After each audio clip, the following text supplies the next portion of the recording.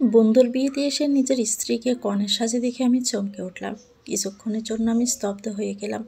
4 বছর আগে হারিয়ে যাওয়া স্ত্রীকে হঠাৎ এভাবে দেখবো কখনো কল্পনাও করিনি। আমার স্ত্রীর বিয়ে হচ্ছে, তাও কি না আমার বন্ধুর সাথে। আমি নিজের চোখে বিশ্বাস করাতে পারছি না। এটা আদৌ সত্য নাকি আমার চোখের ভুল? আমি ভালোভাবে চোখ মুছে নিলাম। না, এটা তো আমার চোখের ভুল না, এটা তো আমার স্ত্রী তিশা। তিশাকে এখানে দেখে আমি নিজেকে আর ধরে রাখতে পারিনি। এক দৌড়ে চলে গেলাম তিশার কাছে আর তিশাকে জড়িয়ে ধরে কান্না করতে শুরু করলাম। তিশা, তুমি এখানে? আমি তোমাকে কত জায়গায় খুঁজেছি, কিন্তু কোথাও তোমার কোনো খোঁজ পাইনি। এতদিন তুমি কোথায় ছিলে? কে আপনি? আর আমাকে তিশা বলে ডাকছেন কেন? আমি তো তিশা না, আমি নওরিন। দেখুন, আপনার কোথাও ভুল হচ্ছে। না, তুমি আমার তিশা। তোমাকে আমি পাগলের মতো হন্য হয়ে খুঁজেছি। আমার বিশ্বাস ছিল একদিন তোমাকে আমি ঠিক ফিরে পাবই। দেখো, আজ তোমাকে আমি সত্যি সত্যি পেয়ে গেলাম। আরে আজব তো, আমাকে ছাড়ুন তো আপনি। কখন থেকে পাগলের মতো যা তা বলে যাচ্ছেন? এই কথা বলেই দিশা একটা ধাক্কা দিয়ে আমাকে সরিয়ে দেয়। ইতিমধ্যে এখানে অনেক লোকজন জড়ো হয়েছে। সবাই আমার দিকে তাকিয়ে আছে অবাক চোখে। আমার বন্ধু মিরাজ আমার কাছে এসে আমাকে একটা সাইডে নিয়ে যায়। কিরে, কি শুরু করলি তুই? আর তুই এসব কি বলছিস? তোর কি মাথা খারাপ হয়ে গেছে? দোস্ত, ও তিশা। তিশা মানে কি? ওর নাম তো নরিন। আর ওর সাথে আমার 2 বছরের সম্পর্ক। আমরা একই সাথে পড়াশোনা করেছি। তুই পাগলের মতো কী সব বলছিস নিহান? তোকে তো নরিনের ব্যাপারে সব কথাই বলেছি। মিরাজ, তুই আমার কথাটা বিশ্বাস কর। ও তিশা, আমার স্ত্রী তিশা। এবার আমি চলে গেলাম তিশার কাছে। তিশা, তুমি কি আমাকে চিনতে পারছো না? আমি তোমার নিহান, তোমার ভালোবাসার নিহান। আমি জানি তুমি আমার উপরে রাগ করে আছো, সেই জন্যই এমন করছো, তাই না? দেখো, আমি কান ধরছি, আর কখনোই তোমাকে আমি কষ্ট দিব না। প্লিজ, তুমি আর এমন করো না তিশা। আমি তোমাকে অনেক বেশি ভালোবাসি। তিশার বাবা এগিয়ে আসে আমার দিকে। এই ছেলে, কি সমস্যা তোমার? কি চাও তুমি এখানে? কখন থেকে দেখছি তুমি পাগলের মতো কিসব বলছো। কে তুমি? আমি কিছু বলতে যাব, এমন সময় আমার বন্ধু মিরাজ এসে আমাকে থামিয়ে দিয়ে বলল, সরি আঙ্কেল, ও আমার বন্ধু। আমি দেখছি ব্যাপারটা। কেমন মানুষ নিয়ে আসলে তুমি? Sorry uncle. এই কথা বলে মিরাজ আমাকে জোর করে একটা রুমে নিয়ে যায়। আর সেই রুমের দরজা বন্ধ করে দিয়ে আমাকে বলল, নিহান, তুই কি এখানে আমার বিয়ে ভেঙে দিতে এসেছিস? কি শুরু করলি বলতো? তোর জন্য এখানে আমাদের সবার মান সম্মান মাটিতে মিশে যাচ্ছে। আরে তুই বুঝতে পারছিস না, তিশা আমার উপরে অভিমান করে আছে, সেজন্য ও আমার সাথে এমন করছে। তিশা আমাকে খুব ভালোবাসে। তুই একটু তিশাকে বুঝিয়ে বল প্লিজ। আমি ওকে ছাড়া মরেই যাব। তুই এই রুমের ভিতরেই থাক, এখান থেকে বের হবি না। আমি না বলা অবধি। আমি গিয়ে কথা বলে আসছি। এ কথা বলে রুম থেকে বেরিয়ে যায় মিরাজ। রুম থেকে বের হয়ে দরজা বাহির থেকে বন্ধ করে দেয়। এবার মিরাজ সোজা তার হবু শ্বশুরের কাছে চলে গেল। আঙ্কেল, আমার বন্ধু যেসব বলছে এটা কি আসলেই সত্যি? আরে এটা সত্যি হবে কি করে? তোমার ওই বন্ধুটার মনে হয় মাথায় কোনো সমস্যা আছে। আমি আমার বন্ধুকে চিনি খুব ভালো করে। আচ্ছা, আমি কি একটু নওরিনের সাথে কথা বলতে পারি? হ্যাঁ, অবশ্যই পারো। মিরাজ আবার তিশার কাছে চলে গেল। তিশা খাটের উপরে চুপটি করে বসে আছে। মিরাজ গিয়ে তিশার পাশে বসলো। নরেন, তোমার সাথে আমার কিছু কথা ছিল, আর তুমি সব কথা আমাকে সত্যি বলবে। হুম, কি জানতে চাও? আমার বন্ধু নিহান যা বলছে তা কি আসলেই সত্যি? আমি তো ওনাকে আজই প্রথম দেখেছি। ওনার মনে হয় কোথাও সমস্যা হচ্ছে। আমিও কিছু বুঝতে পারছি না, হঠাৎ করে নিহান এমন আচরণ কেন করছে। আচ্ছা, আমি দেখছি ব্যাপারটা। এ কথা বলে মিরাজ আবার নিহানের কাছে চলে আসে। নিহান, তোর কি হয়েছে বলতো? তুই এমন পাগলামি কেন করছিস? তোর কাছে এসব পাগলামি মনে হচ্ছে? দেখ ভাই, ওই আমার তিশা। আর তিশাকে আমি 4 বছর আগেই হারিয়ে ফেলেছি। তিশা রাগ করে আমার কাছ থেকে দূরে চলে গেছে। এটা তো নওরিন, তিশা না। ওই আমার তিশা। আচ্ছা, তোর কাছে কি কোনো প্রমাণ আছে যে নওরিন যে তিশা? হ্যাঁ আছে। আমাকে একটু সময় দে, আমি বাসায় গিয়ে সব প্রমাণ নিয়ে আসছি। এই কথা বলে নিহান বের হয়ে চলে গেল। মিরাজ নিহানের দিকে তাকিয়ে রইল। এদিকে বিয়ের সব কাজ শুরু হতে লাগলো। কিছুক্ষণ পার হয়ে যায়। মিরাজ নিহানের অপেক্ষায় এখনো বসে আছে, কিন্তু নিহানের কোনো খোঁজ খবর নেই। কাজী সাহেবও চলে এসেছে। মিরাজের শ্বশুর হেলাল সাহেব মিরাজের খোঁজ করতে করতে সে রুমে চলে আসে, যেখানে মিরাজ আগে থেকে এসে অপেক্ষা করেছে নিহানের। বাবা, তুমি এখানে? আর আমি তোমাকে সব জায়গায় খুঁজলাম। কাজী সাহেব অপেক্ষা করছে তোমার জন্য। আঙ্কেল, আর একটু অপেক্ষা করুন। নিহান প্রমাণ আনতে গেছে। কিসের প্রমাণ? ও বলেছে নওরিনী নাকি তিশা তার। আরে তোমার বন্ধুর মাথায় সমস্যা আছে, দেখো এসব বলে পালিয়ে গেছে। তুমি আসো তো। এই কথাটা বলে হেলাল সাহেব মিরাজের হাত ধরে কাজী সাহেবের সামনে নিয়ে যায় আর তাকে বসিয়ে দেয় নওরিনের সাথেই। অন্যদিকে নিহান খুব তাড়াতাড়ি করেই বাসায় চলে যাচ্ছে। রাস্তায় কোনো গাড়ি না থাকায় পায়ে হেঁটে রওনা দিল। নিহানের চোখে বারবার বেশি উঠছে তিশার মুখ। এইদিকে কাজী সাহেব বিয়ে সব কিছু রেডি করে ফেলে। তখন মিরাজ কাজী সাহেবকে বলল, কাজী সাহেব, আর একটু অপেক্ষা করুন, আমার বন্ধুকে আসতে দিন। ও আসলে বিয়ের কাজ শুরু করবেন প্লিজ। আর কতক্ষণ অপেক্ষা করব বলো তো? অনেকক্ষণ তো হয়েই গেল। প্লিজ আর একটু অপেক্ষা করুন। অন্যদিকে নিহান অন্যমনস্ক হয়ে হাঁটা শুরু করে। দূর থেকে একটা ট্রাক খুব দ্রুত গতিতে এগিয়ে আসছে। নিহান হাঁটতে হাঁটতে কখন যে রাস্তার মাঝখানে চলে গেল সে খেয়ালই করেনি। ট্রাক খুব দ্রুত গতিতে ছুটে আসছে। ড্রাইভার কয়েকবার হর্ন বাজানোয় কিন্তু হর্নের তীব্র শব্দও সে শুনতে পারল না। ট্রাকের দূরত্ব নিহানের থেকে তেমন একটা দূরে না। ড্রাইভার গাড়ি ব্রেক করার চেষ্টা করে, কিন্তু নিহান ট্রাকের খুব কাছে থাকা ট্রাকের সাথে ধাক্কা খেয়ে নিহান রাস্তার এক পাশে পড়ে যায়। তার শরীর থেকে রক্ত বের হতে শুরু করে। নিহান এবার চোখ খুলে তাকিয়ে দেখে সে চোখের সামনে সব ঝাপসা দেখছে। শরীরে কোনো শক্তি পাচ্ছে না নিহান। এইদিকে কাজী আর অপেক্ষা করতে পারছে না। এভাবে আমার সময় নষ্ট করতে পারেন না আপনারা, আমার তো সময়ের মূল্য আছে। এবার মিরাজ পকেট থেকে ফোন বের করে নিহানের নাম্বারে ফোন দেয়, কিন্তু ফোন বেজেই যাচ্ছে। নিহান ফোন রিসিভ করছে না। একে একে কয়েকবার কল দেয়, কোনো রেসপন্স না পেয়ে আবার মিরাজ বিয়ে শুরু করতে বলে। বিয়ের কাজ শুরু হয়ে যায়। নওরিনকে এনে মিরাজের পাশে বসালো। নওরিনকে মিরাজের সামনে নিয়ে আসতেই মিরাজ মুগ্ধ হয়ে তাকিয়ে থাকে নওরিনের দিকে, কারণ নওরিনকে অসাধারণ সুন্দর লাগছে আজকে। খুব সুন্দর করে সাজিয়ে আনা হলো। কাজী সাহেব সব কিছু রেডি করে মিরাজকে কবুল বলতে বলে। মিরাজ কবুল বলার ঠিক আগ মুহূর্তে মিরাজের ফোন বেজে ওঠে। সে ফোনের দিকে তাকিয়ে দেখে নিহানের নাম্বার থেকে ফোন এসেছে। মিরাজ কবুল না বলে আগেই ফোন রিসিভ করে। হ্যালো, কী রে, তোকে আমি কখন থেকে ফোন দিচ্ছি, রিসিভ করিসনি কেন? আসসালামু আলাইকুম। মিরাজ কণ্ঠটা শুনে বুঝতে পারে এটা মিরাজ না, এটা অন্য কারো ভয়েস। ওয়ালাইকুম আসসালাম। কে আপনি? আর নিহানের ফোন আপনার কাছে কেন? আসলে এই ফোন যার তিনি এখনো হসপিটালে আছে। হাসপাতালে মানে? কি হয়েছে? ওনার অ্যাক্সিডেন্ট হয়েছে। আমরা কয়েকজন মিলে ওনাকে হাসপাতালে নিয়ে আসছি। কল লিস্টে আপনার নাম্বার দেখলাম, তাই আপনাকে কল দিলাম। নিহান এখন কোথায় আছে? এবার ছেলেটা হাসপাতালে ঠিকানা দিয়ে ফোনটা কেটে দিল। ফোনটা কেটে দিয়ে বিয়ের আসর থেকে উঠে দাঁড়িয়ে যায় মিরাজ। মিরাজকে দাঁড়িয়ে যেতে দেখে তার হবু শ্বশুর বলল, কি হয়েছে তোমার? তুমি দাঁড়িয়ে গেলে কেন? নিহানের অ্যাক্সিডেন্ট হয়ে গিয়েছে, ওনাকে হসপিটালে ভর্তি আছে। আমাকে এক্ষুনি যেতে হবে। কি বলছো তুমি এসব? তুমি এখন বিয়ে ছেড়ে চলে যাবে নাকি? সরি আঙ্কেল, আমার বন্ধু হাসপাতালে মৃত্যুর সাথে লড়াই করছে, আর আমি এখানে বিয়ে করব? এটা তো পসিবল না। আমাকে এক্ষুনি ওর পাশে থাকতে হবে, কারণ ওর আপন বলতে আমি ছাড়া আর কেউ নেই। মানে ওর পরিবারের কেউ নেই নাকি? না, এখন এত কথা বলার আমার সময় নেই। আমাকে এক্ষুনি হসপিটালে যেতে হবে ওর কাছে। বিয়ের কাজটা অন্তত শেষ করে যাও, না হলে আমার মেয়ের ক্ষতি হয়ে যাবে। মানুষ আমাদেরকে আজে বাজে কথা বলবে। দেখুন, এত সময় আমার কাছে নেই। সরি, আমাকে আপনি ক্ষমা করবেন। এই কথাটা বলেই মিরাজ নওরিনকে সরি বলে বের হতে যাবে। এমন সময় নওরিন মিরাজকে দাঁড়াতে বলে। মিরাজ সাথে সাথে দাঁড়িয়ে যায়।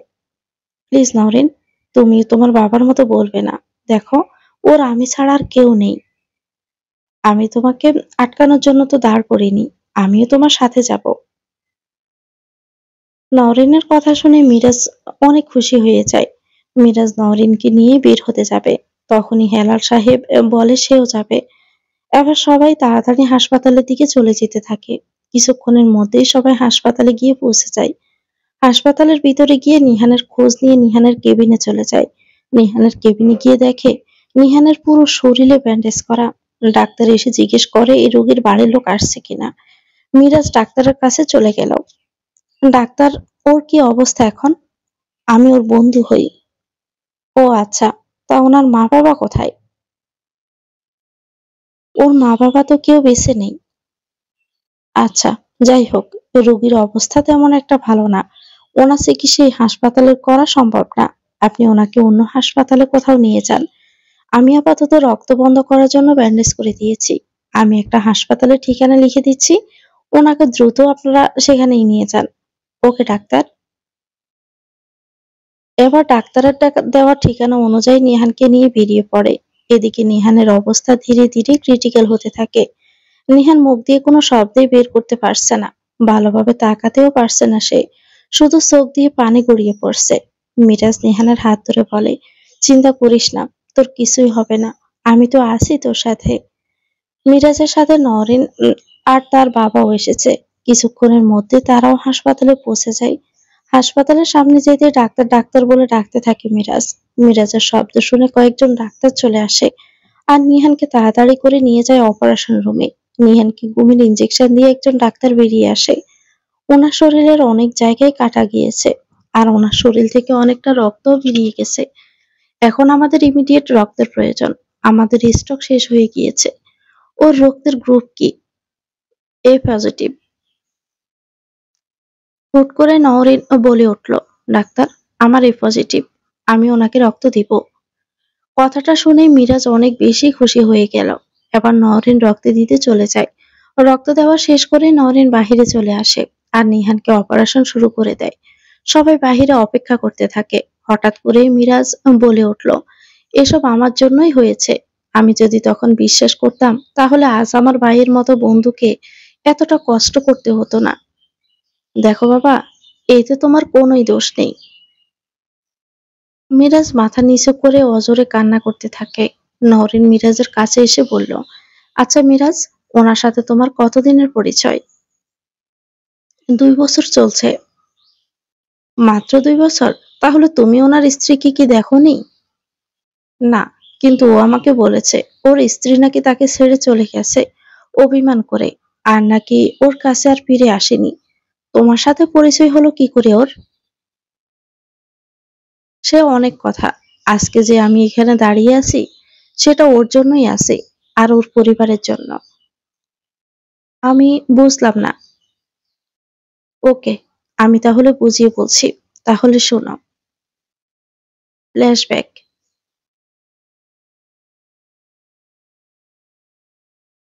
সেদিন আমি আমার এক ফ্রেন্ড এর বাড়ি থেকে বাসায় ফিরছিলাম। আর রাত তখন প্রায় 12টা বাজে। রাস্তায় কোনো গাড়ি নেই। হঠাৎ করেই একটা গাড়ি আসতে দেখে আমি হাত দিয়ে ইশারা করতে গাড়ি এসে আমার সামনে থেমে যায়।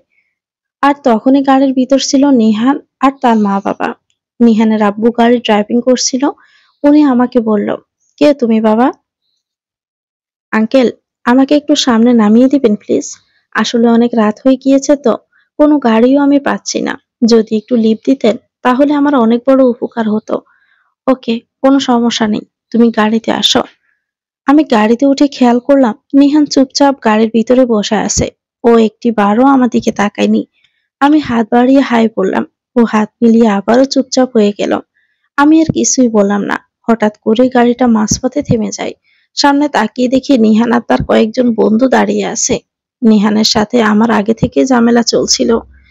আমি সবাইকে গাড়িতে বসতে বলে আমি নেমে গেলাম। আমাকে এখানে দাঁড় করালি কেন? তোর খাতির করার জন্য দাঁড়িয়ে আছি আর কি। দেখ, এত রাতে ঝামেলা করবি না।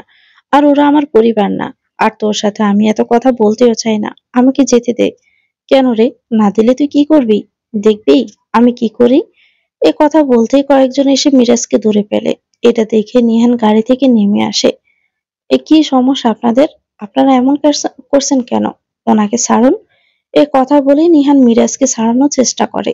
তখনই নিহানের গায়ে হাত তুলে নিহাল। নিহান জেগে গিয়ে নিহালকে মারতে শুরু করে। এবার ওদের মধ্যে ঝগড়া লেগে যায়। নিহালের হাতে বন্দুক ছিল। নিহাল কিছু করতে না পেরে গানের দিকে গুলি করতে শুরু করে, আর গ্লাস ফুটো হয়ে সেই গুলি লাগে নিহানের মা বাবার বুকে।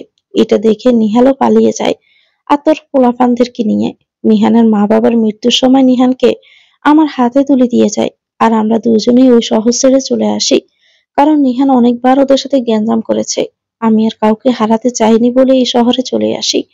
ছেলেটার আপদ বলতে আমি ছাড়া আর কেউ নেই। এবার বাস্তবে ফিরে আসি। এসব বলছে আর অজরে কান্না করছে মিরাজ। মিরাজের কথা শুনে আবার সবারই খুব খারাপ লেগে যায়। এবার অপারেশন শেষ করে ডাক্তার বেরিয়ে চলে আসে। ডাক্তারকে দেখে সবাই এগিয়ে যায়। ডাক্তারের মুখ দেখে কেমন যেন লাগছে। মিরাজ ডাক্তারকে বলল, ডাক্তার, আমার বন্ধু ঠিক আছে তো? ডাক্তার নিশ্চুপ। ডাক্তারকে নিশ্চুপ থাকতে দেখে ঘাবড়ে যায় মিরাজ। মিরাজের মনের ভিতর ভয় চলে আসে। মিরাজ আবার ডাক্তারকে বলল, কি হলো ডাক্তার, আপনি এভাবে চুপচাপ হয়ে আছেন কেন? কিছু একটা তো অন্তত বলুন। দেখুন, 24 ঘন্টা না গেলে কিছুই বলতে পারছি না, কারণ ওনার এখনো জ্ঞান ফিরে আসেনি। দোয়া করুন 24 ঘন্টার মধ্যে যেন ওনার জ্ঞান ফিরে আসে। আসলে তো ভালো। ডাক্তার, আমরা কি ওর সাথে দেখা করতে পারি? ওনাকে কেবিনে নেওয়া হবে, তারপর দেখা করতে পারবেন, তবে কোনো কথা বলবেন না। এই কথা বলে ডাক্তার সেখান থেকে চলে গেল। কিছুক্ষণের মধ্যে নিহানকে কেবিনে নেওয়া হলো। মিরাজ নিহানের কেবিনে গিয়ে দেখে নিহান জ্ঞানহীন ভাবে পড়ে আছে। মিরাজ বের হয়ে আসতে তিশা তার বাবা মিরাজের দিকে এগিয়ে আসে। কি অবস্থা ছেলেটার এখন? এখনো তোর জ্ঞান ফিরে আসেনি। ডাক্তার তো বলল জ্ঞান না ফিরলে কিছুই বলতে পারবেন না। আঙ্কেল, রাত তো অনেক হয়ে যাচ্ছে, আপনারা তাহলে বাসায় চলে যান। ঠিক আছে, কিন্তু তুমি? আমি এখানেই থাকবো, আমার কোনো সমস্যা হবে না। কিছুক্ষণ পরেই দুজনে সেখান থেকে চলে যায়। মিরাজ নিহানের কেবিনে বসে থাকে আর অপেক্ষা করে কখন নিহানের জ্ঞান ফিরে আসবে। দেখতে দেখতে সকাল হয়ে যায়, আর তখনই নিহানের জ্ঞান ফিরে আসে। নিহানের জ্ঞান ফিরেছে দেখে মিরাজ তাড়াতাড়ি করে ডাক্তারকে ডেকে নিয়ে আসে। ডাক্তার নিহানকে ভালোভাবে দেখে। ভয় পাওয়ার মতো তেমন কিছু হয়নি। ঠিকভাবে দেখাশোনা করলেই আশা করা যায় উনি খুব দ্রুতই ঠিক হয়ে যাবে। ওনার মাথায় আর পায়ে আঘাত পেয়েছে। ডাক্তার, নিহান ঠিক হয়ে যাবে তো? হ্যাঁ, চিন্তা করবেন না। আর আপনি চাইলে ওনাকে বাসায়ও নিয়ে যেতে পারেন 2-3 দিন পরেই। ধন্যবাদ ডাক্তার। ডাক্তার ওয়েলকাম বলে চলে গেল সেখান থেকে। মিরাজ নিহানের পাশে বসে নিহানের মাথায় হাত রাখতে নিহান চোখ খুলে তাকায়। এখন কেমন আছিস নিহান? ভালো। মিরাজ কি কি থেকে কি হয়ে গেল আমি কিছুই বুঝতে পারলাম না। আমি তো সব প্রমাণ আনার জন্যই বাসায় যাচ্ছিলাম, কিন্তু হঠাৎ করেই অ্যাক্সিডেন্ট। এসব বাদ দে নিহান, আগে তুই সুস্থ হয়ে নে। আর তুই আমাকে বল, কি হয়েছিল তোদের মাঝে যে তিশা তোকে ছেড়ে চলে গেল? তাহলে শোন। ফ্ল্যাশব্যাক। আমাদের বিয়ের আগে আমাদের 1 বছরের রিলেশন ছিল। আসলে আমাদের পরিচয়টা হয় ভার্সিটির মধ্যে। আমরা দুজন একই ক্লাসে ভর্তি হলাম। আমি ক্লাসে বসে আছি, আর আজ আমাদের প্রথম ক্লাস ছিল। ক্লাসের সবাই অপরিচিত, কাউকে কেউ চিনি না, তাই কারোর সাথে কথা বলতেও পারছিলাম না। একা একা বসে রইলাম। সবাই দেখলাম জোড়া জোড়া, আমি শুধু একা বসেছিলাম। 2জন ছেলে আমার সাথে পরিচিত হলো। ওদের একজনের নাম অভ্র, অন্যজনের নাম হচ্ছে সজীব। ওরা দুজনেই আমার আগের বেঞ্চে বসেছিল। ওদের কাছে আমার নাম পরিচয় সবকিছুই বললাম। ক্লাস শুরু হয়ে যাবে এমন সময় হুট করে একটা মেয়ে ক্লাসে আসে, আর মেয়েটাকে দেখে আমার চোখ আটকে যায় মেয়েটার দিকে। জীবনে প্রথম কাউকে ভালো লাগার অনুভূতিটা বুঝতে পারলাম। তিশা আশেপাশে তাকিয়ে কোনো সিট খালি না দেখে আমার পাশে এসে বসলো। তিশা আমার পাশে বসতে আমার হার্টবিট যেন আরো বাড়তে শুরু করে। আমি নিজেকে শান্ত করার অনেক চেষ্টা করলাম। এটাই ছিল প্রথম ভালো লাগার অনুভূতি। হঠাৎ করে তিশা আমার দিকে হাত বাড়িয়ে বলল, হাই, আমি তিশা। আমি তিশার চোখের দিকে তাকাতেই পারছিলাম না। এই যে হ্যালো, আপনাকে বলছি, আমার কথা কি শুনতে পারছেন না? জি, আমি নিহান। আমি আর কিছু না বলে চুপচাপ বসে রইলাম। আসলে তখন তিশার সাথে কথা বলতেও আমার খুব লজ্জা লাগছিল। আজকে প্রথম ক্লাসটা শেষ করে আমি আমার বাসায় চলে গেলাম। পরদিন ক্লাসে যাওয়ার জন্য রেডি হয়ে রাস্তায় বের হলাম, কিন্তু আজকে রাস্তায় একটাও গাড়ি চোখে পড়ছে না। তাই তো পায়ে হেঁটে ভার্সিটিতে যাওয়ার সিদ্ধান্ত নিলাম। তাই আর দেরি না করে হাঁটা শুরু করেছি। হঠাৎই আমার কানে একটা শব্দ আসলো। মনে হলো কেউ আমাকে ডাকছে। পাশে তাকিয়ে দেখি তিশা। তিশা রিক্সার মধ্যেই বসে আছে। আপনি হেঁটে যাচ্ছেন কেন? আসলে আজকে রাস্তায় কোনো গাড়ি পাচ্ছিলাম না তো, তাই হেঁটে রওনা হলাম। রিক্সায় উঠে আসুন। না না, আমার সমস্যা নেই, আমি হেঁটেই চলে যেতে পারবো। হেঁটে যেতে অনেক সময় লেগে যাবে, হয়তো টাইম মতো ক্লাসে যেতেও পারবেন না। তিশার কথা শুনে আর কিছু না বলে আমি রিক্সার মধ্যে উঠে বসলাম। এবার দুজনেই কথা বলতে বলতে পৌঁছে গেলাম। তিশা পাড়া বাড়িয়ে ক্লাসে চলে গেল। কাল যাদের সাথে পরিচয় হয়েছে তারা মাকে ডেকে নিয়ে গেল। তাদের সাথে কিছুক্ষণ আড্ডা দিলাম। ওদের সাথে খুব ভালো একটা সময়, একটা বন্ধুত্ব সৃষ্টি হলো। ক্লাসে এসে দেখি আজ তিশা একটা মেয়ের সাথে বসেছে। আমি গিয়ে একটা ছেলের পাশে বসলাম। বারবার তিশার দিকে আমি তাকাচ্ছিলাম। আমার দিকে সজীব বারবার তাকাচ্ছিল, বাট সেটা আমি খেয়াল করিনি। কিরে মামা, ব্যাপার কি? সজীবের প্রশ্ন শুনে তো আমি থতমত খেয়ে গেলাম। কিসের ব্যাপার? ডালমি কুছ কালা হে? দূর, এমন কিছুই না, চার এসেছে। ক্লাস শেষ করে বের হলাম আমরা। এমন সময় দেখলাম তিশা দাঁড়িয়ে আছে। আমি তিশার দিকে এগিয়ে গেলাম। দাঁড়িয়ে আছেন যে, বাসায় যাবে না? আসলে একটা গাড়িও আমি পাচ্ছি না, তাই তো আমি এখানে অপেক্ষা করছি। আজকে মনে হয় আর গাড়ি পাবেন না, চলুন হেঁটেই চলে যাই। তিশা কিছুক্ষণ চুপ করে থেকে আমার সাথে যাওয়ার জন্য রাজি হলো। এবার দুজনেই পায়ে হাঁটা শুরু করলাম। আমার কাছে আসলেই খুবই ভালো লাগছিল। আচ্ছা, আপনার সম্পর্কে তো আমার কিছুই জানা হয়নি। কি জানতে চান বলুন? আপনার পরিবারে কে কে আছে? আমার পরিবার বলতে গেলে কেউ নেই। কেউ নেই মানে? আপনার মা বাবা? মা বাবা থেকেও না থাকার মতোই। মা বাবার ডিভোর্স হয়ে গেছে, আর দুজনেই আলাদা সংসার করে। আমি মামা মামির সাথেই থাকি। ও আচ্ছা, মা বাবার কথা কি মনে পড়ে না? হ্যাঁ, খুবই মনে পড়ে। তাদের খুব মিসও করি। আমি সব পেয়েছি জীবনে, শুধু মা বাবার ভালোবাসাটাই পাইনি। আমার নানু আর একটা মামাতো বোনও আছে, তারাই আমাকে অনেক বেশি ভালোবাসে। মামা মামি কখনো মা বাবার অভাবটা আমাকে বুঝতেই দেয়নি। যখন যা চেয়েছি তাই পেয়েছি। কিন্তু আমি আমার মা বাবাকে খুবই মিস করি। এসব কথা বলতে বলতে তিশার চোখের কোণে পানি জমা হয়ে যায়। তিশা অন্যদিকে তাকিয়ে চোখের পানি মুছে নেয়। আমারও খুব খারাপই লেগেছে। সরি। সরি কেন বলছেন? এই যে, আপনার কষ্ট, আপনার জন্য কষ্ট পেলেন। আরে সরি বলার কিছুই হয়নি।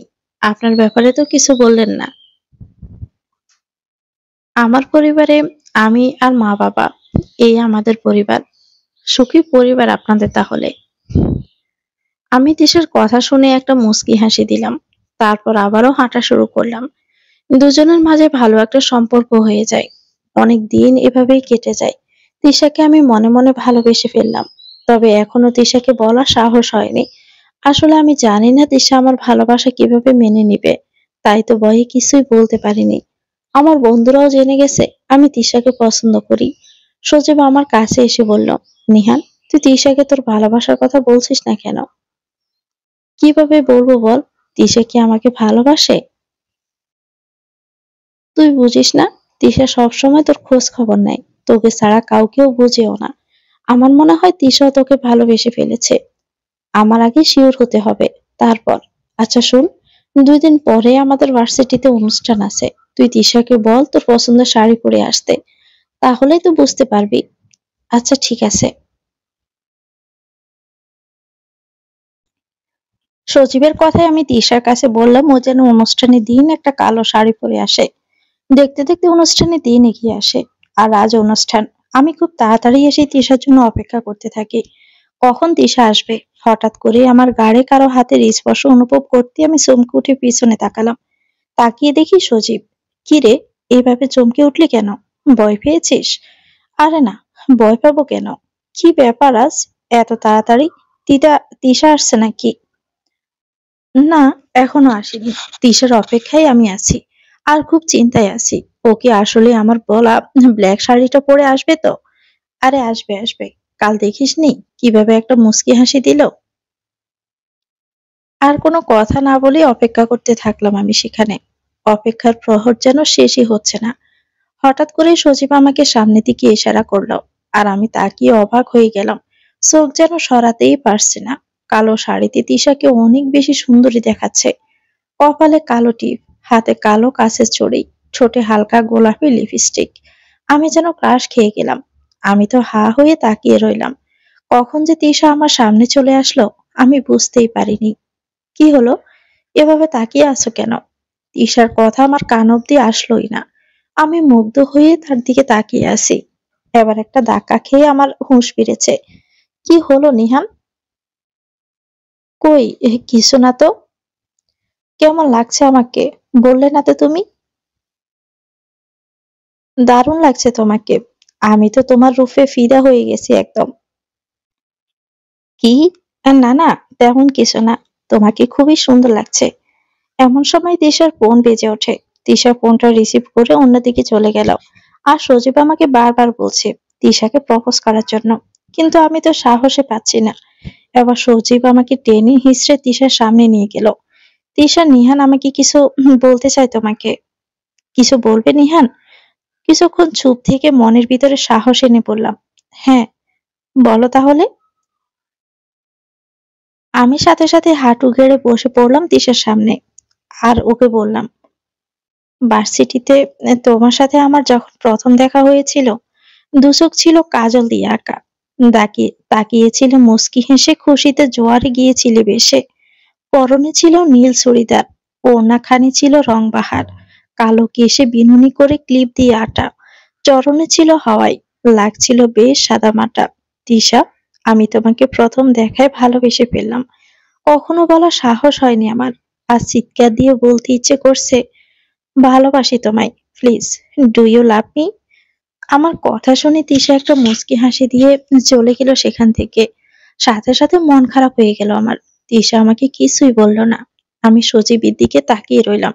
বাহ, অসাধারণ কবিতা বললি তো তুই। ধুর, মজা করিস না তো। তিশা আমাকে ভালোবাসে না। গাধা কোথাকার। মেয়েদের মন বুঝতে পারিস না নাকি? দেখিসনি তিশা মুচকি হাসি দিয়ে হাঁটা শুরু করেছে। তার মানে ও আমার সামনে লজ্জা পাচ্ছে। তুই যা ওর পিছু পিছু। সজীবের কথা শুনে আমি ছুটে চললাম তিশার পিছনে। একটু সামনে যেতেই দেখলাম তিশা দাঁড়িয়ে আছে। তিশা, কিছু না বলে চলে আসলে যে? তুমি কি আমার উপরে রাগ করে আছো? হ্যাঁ। সরি। তুমি আমাকে ভালোবাসো। আগে কেন বললে না? আমি তোমাকে ভালোবাসি অনেক আগে থেকেই। আমি তো এতদিন ধরে তোমারই অপেক্ষায় ছিলাম। কি? সত্যি বলছো? হ্যাঁ। এবার আমি তিশাকে জড়িয়ে ধরলাম। যাই হোক, কিছুদিন পরে আমাদের পরীক্ষা শেষ হয়ে যায় আর আমরা বিয়ে করে নেই। আমি একটা চাকরি করছি। মা বাবা আমাদের কাছ থেকে দূরেই থাকেন। আমার অফিসের কাছে একটাই বাসা নিলাম। আমরা দুজনেই ওখানে থাকি। মা বাবা মাঝে মধ্যেই আমাদের সাথে দেখা করতে আসে। তবে তিশা থেকে কখনো একটা দিনের জন্য দূরে থাকিনি। ও সমস্ত আবদার পূরণ করেছি।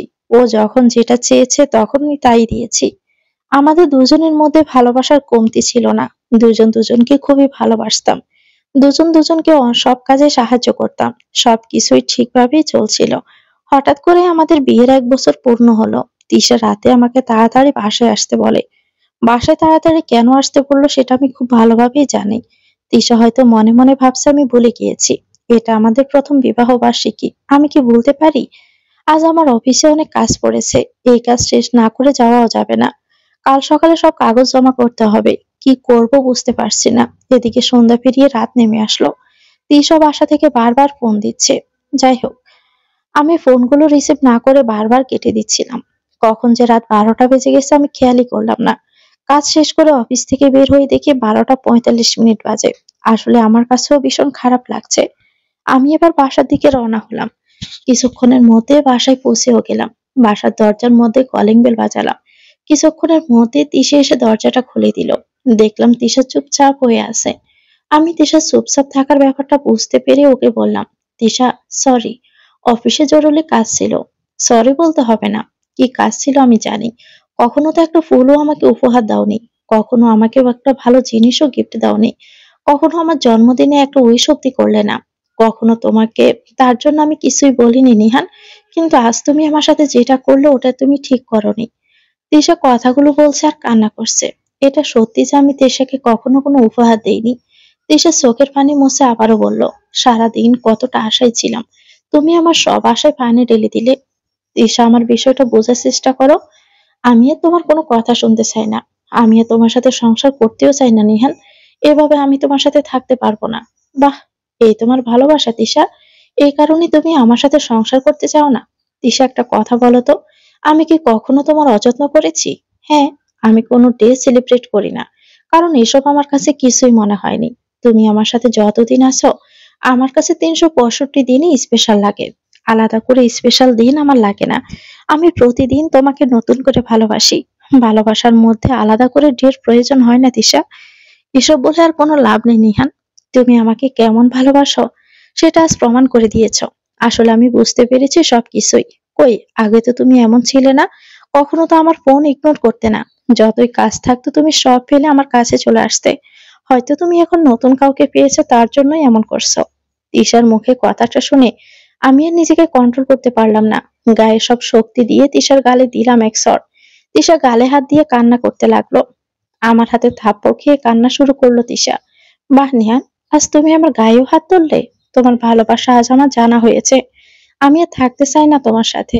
তোমার মতো মানুষের সাথে আমি এতদিন থেকেও তোমার আসল রূপ আমি দেখতে পেলাম না। আজ তুমি দেখিয়ে দিলে।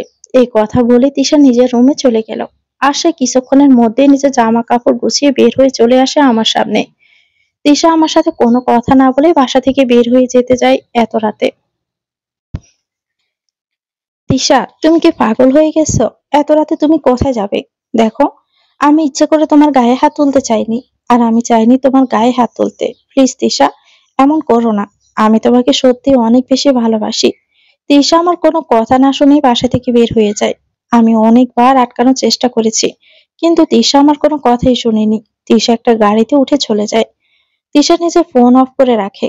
আমি ওর নাম্বারে বারবার কল দিতে থাকি। ওটাই ছিল তিশার সাথে আমার শেষ দেখা। একদিন পার হয়ে যায়, কিন্তু তিশার ফোন এখনো অফ। আমি ওর মামা বাড়ি চলে যাই, কিন্তু সেখানে গিয়ে দেখি কেউ নেই। ঘরে তালা ঝুলছে। আমি কয়েকজনকে জিজ্ঞেস করে জানতে পারি তারা নাকি এ বাসা ছেড়ে চলে গেছে। আমি অজরে কান্না করছিলাম তখন। আমি আশেপাশে সব জায়গায় খোঁজ লাগাতে থাকি, কিন্তু কোথাও আমি তিশার খোঁজ পাইনি। আমার মা বাবা আমাকে দেখতে চলে আসে। দেখতে দেখতে অনেকগুলো দিন কেটে যায়। তারপর থেকে আমি আর তিশার কোনো খোঁজ পাইনি। এমন কোনো জায়গা আমি বাদ রাখিনি, এমন কোনো থানা আমি বাদ রাখিনি যেখানে আমি তিশার খোঁজ নেইনি। কিন্তু আমি তিশার খোঁজ পেলাম না। আবার বাস্তবে ফিরে আসি। মিরাজ, আমি ওই দিনের ঘটনার পর তিশাকে তোর বিয়েতে দেখলাম। বিশ্বাস কর, ও আমারই তিশা। আমি তিশাকে চিনতে ভুল করিনি। আমি প্রথম দেখাই তিশাকে চিনতে পেরে গেছি।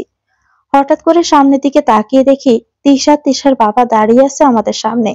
মনে হয় আমার সব কথাই তারা শুনতে পেয়েছে। এবার তারা আমাদের দিকে এগিয়ে আসে। মিরাজ তাদেরকে দেখিয়ে বলল, আঙ্কেল, আপনারা কখন এসেছেন এখানে? অনেক আগেই এসেছি আমরা। আর তোমাদের সব কথাই আমি শুনেছি। তিশার বাবা নিহানের পাশে এসে নিহানের মাথায় হাত রেখে বলল, এখন কেমন আছো তুমি বাবা? ভালো আঙ্কেল। আসলে সব দোষ আমারই। আমার জন্যই তোমার আজ এই অবস্থা হয়েছে। আমি যদি তোমাকে অবিশ্বাস না করতাম, আর যদি প্রথমেই সত্যিটা বলে দিতাম, তাহলে হয়তো এত সব কিছুই হতো না। আঙ্কেলের কথা শুনে মিরাজ বলল, কি বলছেন এসব কথা আপনি? আপনার কথা আমি তো কিছুই বুঝতে পারছি না আঙ্কেল। বাবা, আমি যদি তখন বলে দিতাম ও আসলেই তিশা, তাহলে আজ এত কিছুই হতো না। আমি তিশাকে হারাতে চাইনি বলে তখন আমি সত্যিটা কাউকে বলতে পারিনি। আমাদের কোনো সন্তান না থাকায় আমরা তিশাকে নিজের মেয়ে করে রেখে দেই। তিশা বলছে, এসব তুমি কি বলছো বাবা? আমি তিশা মানে কি? মারে, তুই আসলেই আমাদের নিজের মেয়ে না। আমরা তোকে রাস্তায় পেয়েছিলাম। তোর মামা আমার হাতে তুলে দিয়ে চলে গিয়েছে। এসব তুমি কি কথা বলছো মামা? আমি বলছি সবকিছুই। সেদিন আমি আর তোর মা, মানে আমার স্ত্রী, একটা বিয়ে বাড়ি থেকে ফিরছিলাম। তখন অনেক রাত। হঠাৎই দেখলাম একটা গাড়ি অ্যাক্সিডেন্ট হয়ে পড়ে আছে। আশেপাশে অনেক লোকজন জড়া হয়ে আছে, কিন্তু কেউ গাড়ির দিকে এগিয়ে আসছে না। তখনই আর কোনো উপায় না পেয়ে আমি গাড়ির সামনে চলে গেলাম। ওখানে গিয়ে দেখি তিশার মামি মারা গেছে, কিন্তু তিশা তার মামা এখনো ঠিক আছে। এটা দেখে আমি আর দেরি না করে কিছু লোকজন নিয়ে সবাইকে গাড়িতে তুলে হাসপাতালে নিয়ে গেলাম। ওখানে অনেকেই আমাকে প্রশ্ন করে ওনারা আমার কে হন। তখন আমি তাদেরকে বলি ওনারা আমার আত্মীয়। এসব বলে হাসপাতালে নিয়ে গেলাম। কিছুক্ষণের মধ্যে তিশার মামাও মারা যায়। তিশার মামা মারা যাওয়ার আগে তিশাকে দেখে রাখতে বলেন। আমাদেরকে কোনো সন্তান না থাকায় তিশাকে আমাদের নিজের মেয়ের মতো করেই আমরা রাখি। তিশা মাথায় আঘাত পাওয়ার কারণে ডাক্তার বলেছে তিশা আগের সব স্মৃতি ভুলে গিয়েছে, তাই এখন তিশা তার অতীত ভুলে গেছে। তিশা এই কয়েকদিনের মধ্যে আমাদের পরিবারের একজন হয়ে যায়। তিশার মুখ থেকে প্রথম আমি বাবা ডাক শুনতে পাই, তখন আমার প্রথম অনুভূতি হয় বাবা ডাক কেমন হয়। সেজন্যই আমি তিশাকে হারাতে চাইনি। এসব বলছে আর উনি কান্না করছেন। তিশা তার বাবার চোখে পানি মুছে দেয়। তিশা বলছে, বাবা, তুমি এসব কি কথা বলছো? হ্যাঁ রে মা, আমি তোর আসল বাবা না। আর কে তোর বাবা মা আমি সেটা জানিও না, কিন্তু ছেলেটার মুখে এসব শুনে আর আমি সত্যিটা লুকিয়ে রাখতে পারলাম না। তুই আমাকে ক্ষমা করে দিস। বাবা, মারে, যে ছেলে এতগুলো মানুষের সামনে তোর জন্য পাগলের মতো ছুটে যেতে পারে, সে আর যাই হোক না কেন মিথ্যে বলতে পারে না। তোর এখন হয়তো কোনো কিছুই মনে নেই, কিন্তু আবারও সব মনে পড়ে যাবে, হয়তো নাও পড়তে পারে। আমি চাই না তোদেরকে আলাদা করে দিতে। তিশার বাবা এবার নিহানের দিকে এগিয়ে যায় আর তিশাকে নিহানের হাতে তুলে দেয়। তারপরে দেখতে দেখতে কেটে যায় একটা মাস। তিশা নিহানের খুবই খেয়াল রাখতে শুরু করেছে। কিছুদিন পরে নিহান আর তিশার আবারও বিয়ে দেওয়া হয়। আজ নিহান আর তিশার বাসর রাত। বাসর ঘরে বসে আছে তিশা, অন্যদিকে মিরাজ আর নিহান দাঁড়িয়ে আছে। মিরাজ নিহানকে বলছে, নিহান, অনেক রাত হয়ে গেছে, তিশা তোর জন্য অপেক্ষা করছে।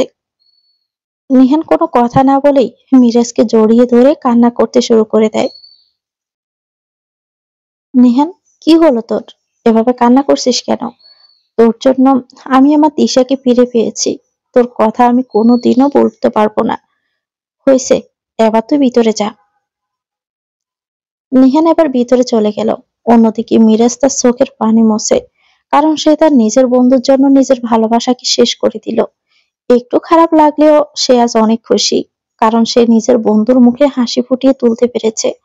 অন্যদিকে নিহান বাসর ঘরে ঢোকে আর সে গিয়ে তিশার পাশে বসে। তিশা দেখছে, আমি তোমাকে আবার ফিরে পেলাম। আমি জানতাম তোমাকে আমি ঠিক একদিন না একদিন খুঁজে পাবো। তিশা, তুমি কি আমাদের পেলে আসা সেই অতীতগুলো ভুলে গেছো? তিশা নিহানের দিকে তাকিয়ে একটা মুচকি হাসি দিয়ে বলল, ভুলে গিয়েছি তো কি হয়েছে, আবার নতুন করে তো সবকিছু শুরু করাই যায়। আর তুমি না হয় তোমার ভালোবাসা দিয়ে আমার পুরনো অতীত মনে করিয়ে দিবে। তিশার কথাগুলো শুনে তিশাকে জড়িয়ে ধরল নিহান, আর দুজনের মাঝে শুরু হয় নতুন করে ভালোবাসার শুরু। আর দুজনই দুজনকে ভালোবাসতে শুরু করে। তারপর থেকে সুখে শান্তিতে চলতে থাকে তাদের দিন। তো ভিউয়ার্স, গল্পটি কেমন লেগেছে কমেন্ট করে জানাবেন। ভালো লেগে থাকলে একটি লাইক দিয়ে দিবেন। চ্যানেলটিকে সাবস্ক্রাইব করে আমাদের সাথেই থাকবেন। সবাই ভালো থাকবেন। আল্লাহ হাফেজ। আসসালামু আলাইকুম।